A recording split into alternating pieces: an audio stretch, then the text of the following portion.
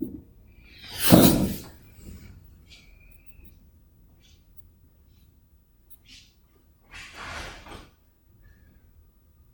back once again to my page. Today we are going to look at quadratic equations, specifically the nature of roots under quadratic equation. Before we go on, we can understand that quadratic equation produces a graph we call a parabola. Parabola can be positive, or a parabolic equation can yield also a negative graph, which is a frowny face. When we are talking about the roots of an equation, we are talking about the solutions, which is also the x-intercept. So if it touches x at 2 and negative 3, those are the roots of that equation. Likewise here, where the graph touches the x-axis, that is the root we are talking about. Now the root can be integers, it can be anything. It can be a non-rational number, it can be irrational, it can be rational. The root can also be non-real. Non-real means there's no root of x. It could be positive and it could also be negative. When we say that a root is non-real, it means it has no x-intercept.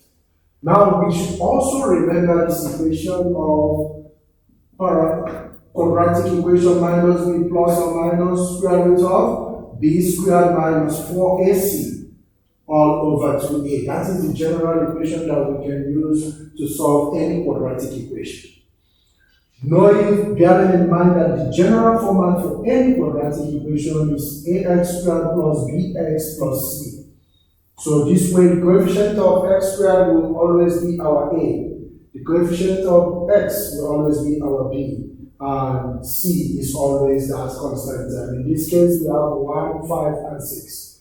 Now, how do we know the nature of roots without solving a quadratic equation? We focus on what we call our determinants, which is here. Whatever value is inside here determines what we are going to have as our nature of root. We call that, we show that b squared. B squared minus 4ac, we call it our determinant. It determines the nature of what we are going to have. And we have this, if our determinant, whatever we have inside here, is less than 0. Less than 0 means it's a negative value. Then we are going to have a non-real root. If it is a negative value, automatically it will return an undefined value. Then, if our determinant is greater than 0, greater than or equals to 0, then we are going to have the real roots. Now, under these real roots, we are going to divide real roots into different types. Real roots, if we have our determinant equals to 0, then we are going to have a real root. Yes, we are going to have real, but it's going to be equal roots. Equal roots means you have a parabolic function that can stem from 0. Yes, we still have x equals to 0, or even it can stem from maybe say 2. We can have x equals to 2, x equals to 2. They are equal roots. We have real, but they are also equal and rational. Now, we can also have our determinant being equals to a perfect square. If our determinant is equals to a perfect square, what do we mean by a perfect square? We have numbers like 9, 16, 25. 9 will return plus or minus 3, that is it will be plus or minus 3.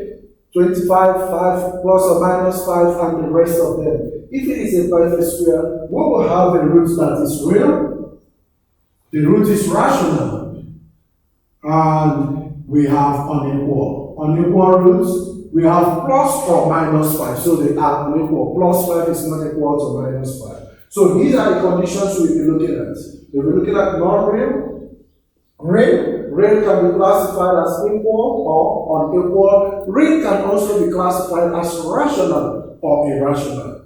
Like if our determinant gives us something like root of 2. Root of 2 will give us decimals. We have 1 point something, something, 1 point. So when we have something like that, it is not a perfect square, it is not 0, we classify it. That is an irrational number, numbers that do not terminate or recur. So these are the conditions for determining the nature of roots of anything without solving it.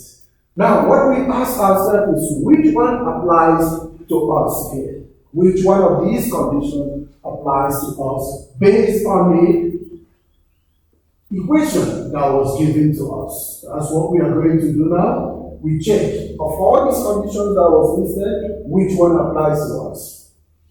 Now, let's get our b squared minus 4ac. Our determinant is b is 5. So remember, it's 5 all squared minus 4 times our a is 1 and our c is 6. So our determinant will be 25. 4 times 6 is 24. 25 minus 24 is 1.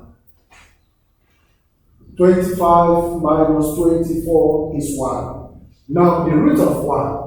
What do we call 1? 1 is a perfect square. 1 is a perfect square because the root of 1 will always return plus or minus 1.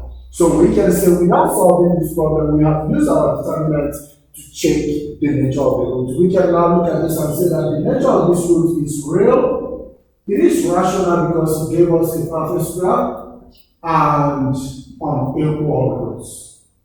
So it will return real, rational, and unequal roots because our answer will be plus or minus 1. So this is the solution to this problem. So when we understand what our determinant means for every case, then we can easily identify the nature of the roots without going ahead to solve and punch everything. We go direct and use our determinants to check based on these conditions, and we will get the answer. Please remember to ask questions. Do not relent, and remember to comment and share. Do have a blessed day.